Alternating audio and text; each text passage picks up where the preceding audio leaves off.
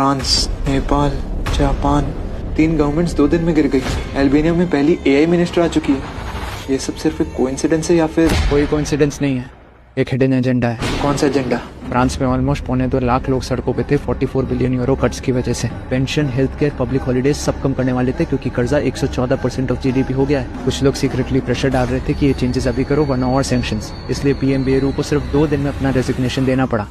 पहला पीएम गया। तो इनका असली गेम प्लान ये है कि पहले किसी देश को बहुत कर्जे में डालो और जब वो कर्जा चुकाने का वक्त आएगा तो ऑब्वियसली वहाँ की सरकार अपने ही लोगों का हक छीन छीन के तो वो कर्जा चुकाएगी और तब वहाँ के अपने लोग अपनी ही सरकार के खिलाफ हो जाएंगे। एग्जैक्टली। दूसरी तरफ नेपाल में भी सेम हाल। स्टैग्नेंट इकोनॉमी और करप्शन की वजह से जेंजी प्रोटेस्टर्स ने पार्लियामेंट ही जला दिया। पीएम ओली को रिजाइन करना पड़ा।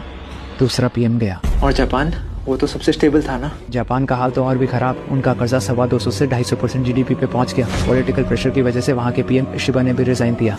तीसरा पीएम गया। लेकिन ये इतना कर्जा जापान जैसा सेंसिबल देश क्यों लेगा? शायद लिया नहीं, दिलवाया गया। एनालिस्ट कहते हैं कि अलायंस प्रेशर और चाइना की टेंशन की वजह से जापान को अपना defence budget all time high करना पड़ा। क्या इसका मतलब जापान की इकोनॉमी को जानबूझकर लोन दिलवा कर ओवरलोड करवाया गया? यस, देश अलग, वजह अलग, लेकिन शायद पीछे का प्लान एक ही। क्या? शायद एक नया ग्लोबल ऑर्डर बन रहा है और सीक्रेटली गवर्नमेंट्स गिराई जा रही है। ऐसा लगता है जैसे एक नई दुनिया आने वाली है। सूडान, ग्रीस, इटली, इन सब कंट्रीज में भी डेट टू जीडीपी रेशियो बहुत बढ़ चुका है। आगे आगे देखो इन कंट्रीज में क्या होता है। लेकिन इसके पीछे हो कौन सकता है?